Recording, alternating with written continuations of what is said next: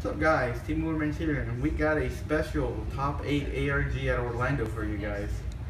It's our favorite friend and colleague.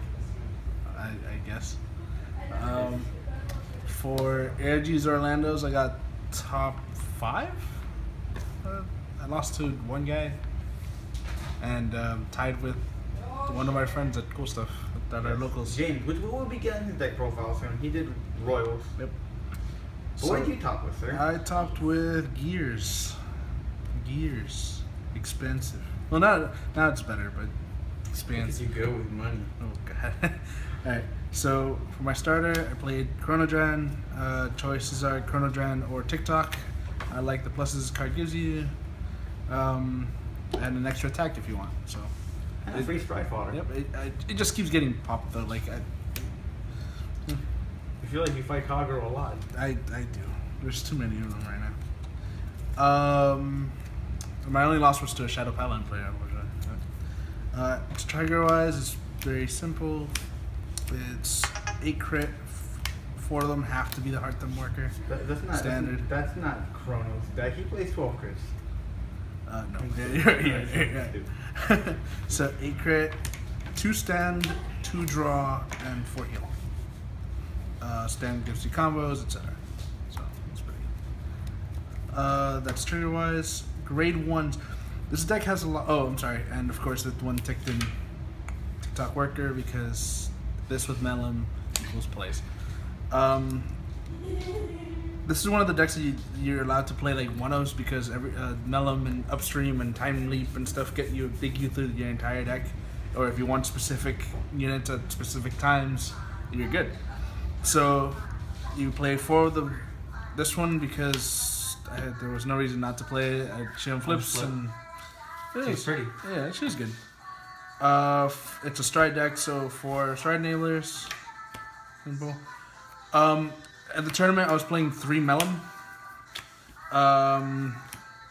Only for the Melon plays. It was like I'd stick to the 3. There's no reason to. I don't know what the other one is. This is my friend's deck, so. It's Rucker's deck. Yep. AKA best man. Yeah. So, but he doesn't have another Melon. He'll get him when they come home. No, he won't. He won't get him home. And then 1 GG for the Chronodran play standard. And 1 of the unflip because I could just use Upstream if I already have a Melon in hand or on field or whatever, get him and then he'll save you resources for the majority of the game.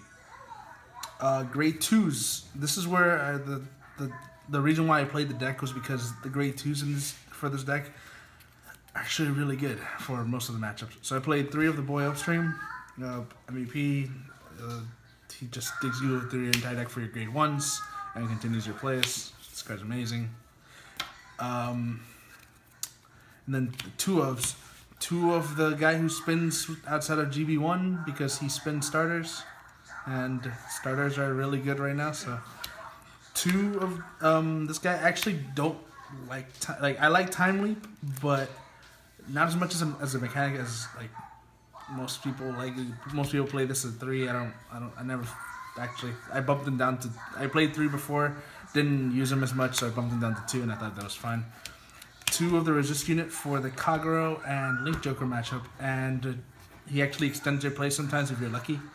I actually really like this card, and you can like against Kagero again. Instead of they popping this card, you just put all your triggers onto this thing, and proceed to kill him. And then finally, the reason why I played this deck is Lost City Dragon. This card gives... I love this card to pieces. It gives me a good matchup against basically all the decks that rely on rear guards. It gives me not a good matchup, but a better matchup against, for example, Royal Paladin. If you just... His ability is when you intercept, you counterblast to 1. The attacking unit gets sent back into the deck, and they get a grade lower than it. It's Kagero-ish. But for example, if they swing with a Blaster Blade, they have the crits on field, he just like, no, go away. And then their play is done, just stops there. If your opponent has to, like if they know what this card does, they really want to attack it with the first attack. And if they don't attack it with their, if there's any more attack, for example, if they go 1, 2, 3. If they don't, they'll swing at this typically with the first attack. And if you block it, they have to decide whether to swing at the Vanguard, swing at it with the Vanguard, or basically just waste a turn, because the same logic as Kagero, they'll put all the triggers towards the last row, and it'll just intercept, and all of that will just be nullified. So Angel Feather, they have a better matchup against Angel Feather. Royal Paladin, Aqua Force, they don't let you. Well, they get their next attack, but they lose an important rear guard, and most specifically, Neo Nectar. Yeah. The one rear guard that gets really big, you can save yourself at least one attack just using this card. So this is actually the reason why I played this deck in this tournament. That and upstream. So for grade 3s, it's 3 of the Bali, 1 of the. He's good if you want to time leap him, and if he's on the field as a rear guard, he'll get you soul charges every time. How often have you had a rider? None actually. Oh, that's why I only dig for him for 1. Like, I actually rode for the most of the day this guy, so I would not take that out for anything. Every G deck should have a clone of this card. I don't understand why, but whatever. Because they have better backup bosses.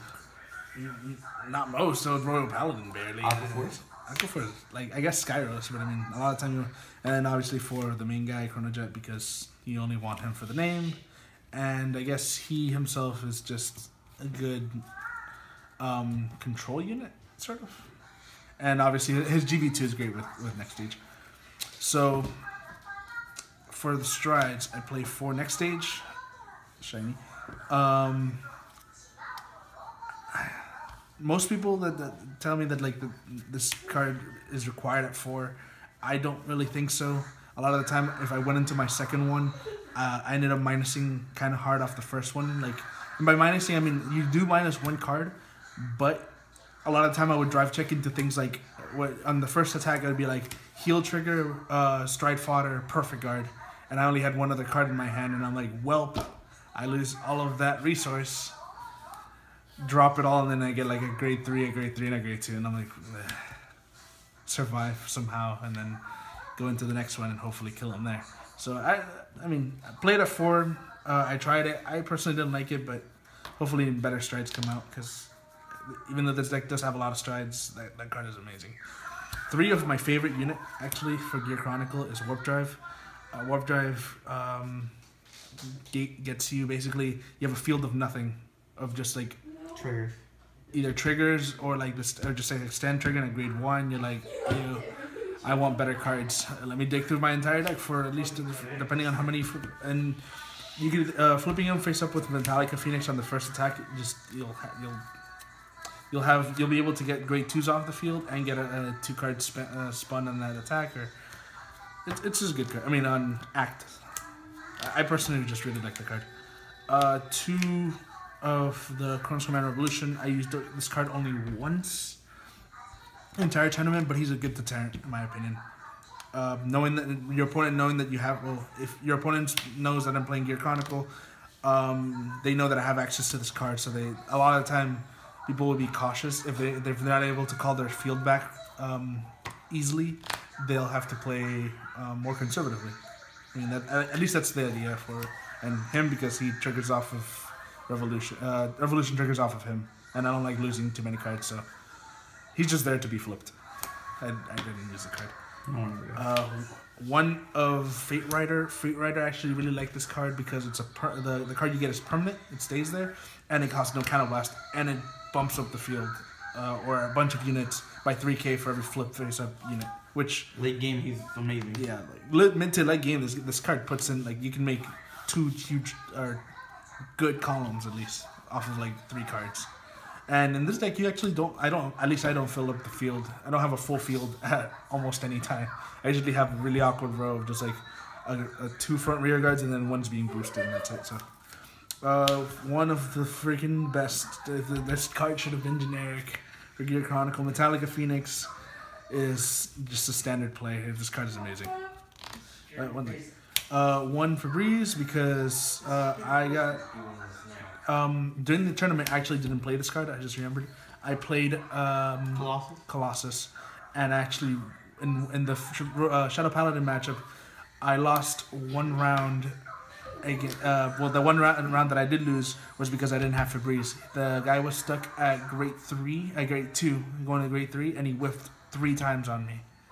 And I could have just gone in there and punched him, but I didn't have the Febreze, so I actually had to ride Chronojet, and he was playing Revenger, so like Revenger still did things. All his cards still went off at grade 2, so he was able to do things and survive long enough to actually finish me. He actually won that match, even though he G assisted like 3 times.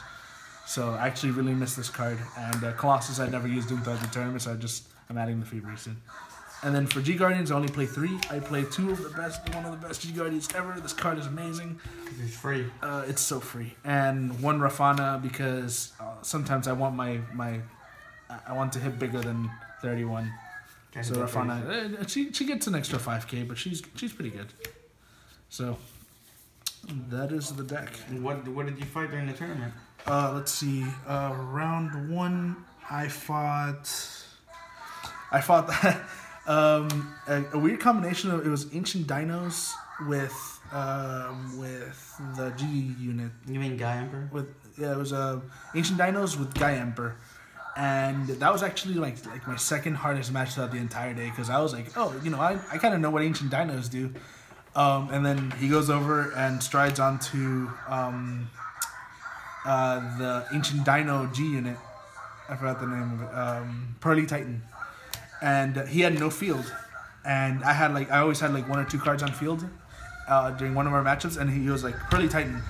Pearly Titan, I can choose not to, like, since I have no field, I can't retire anything, but I can retire 1 of your rear guards minimum. So go away. And I'm like, okay, free retires are cool. And then he got bigger for that. And I'm just like, what the heck is going on?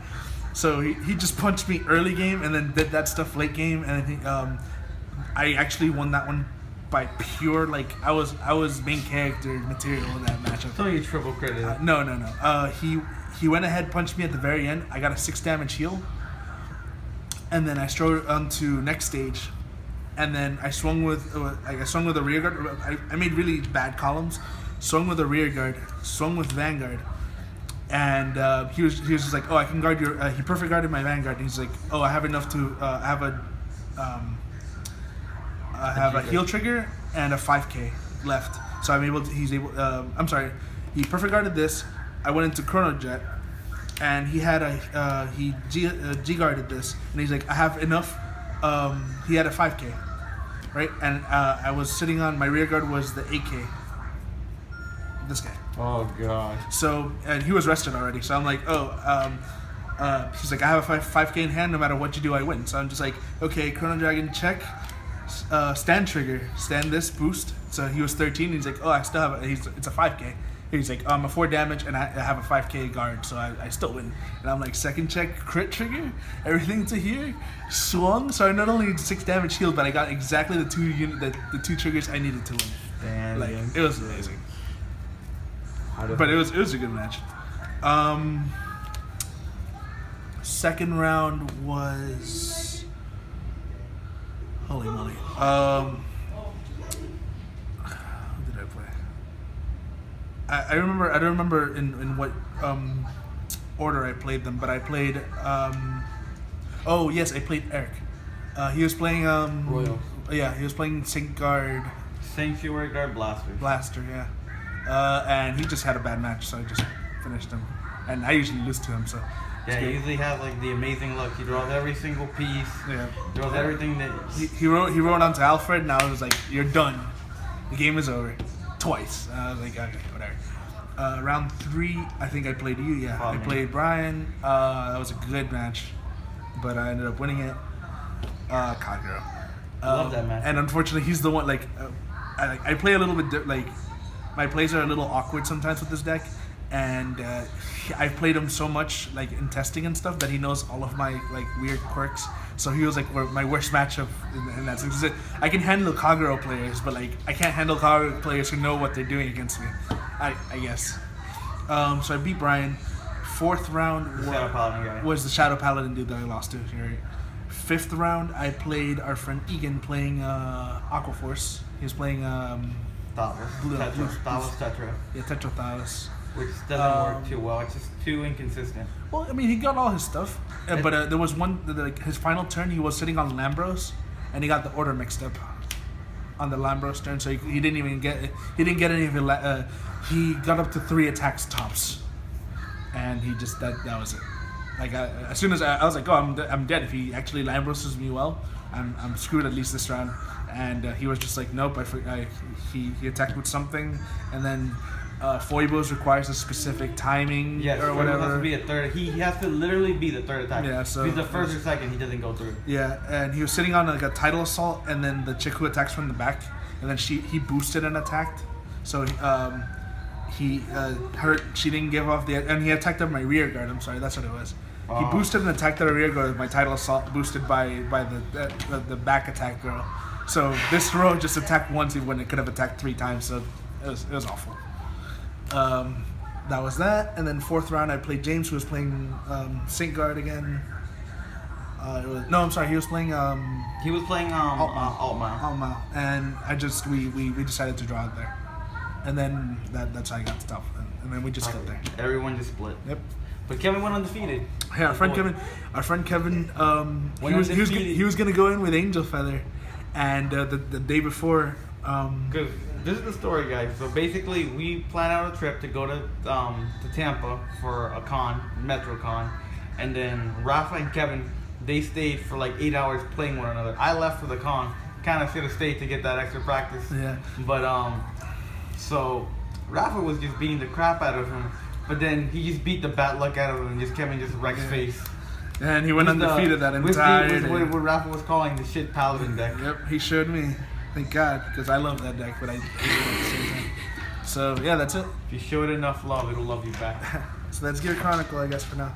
Alright guys, team movements, bye now.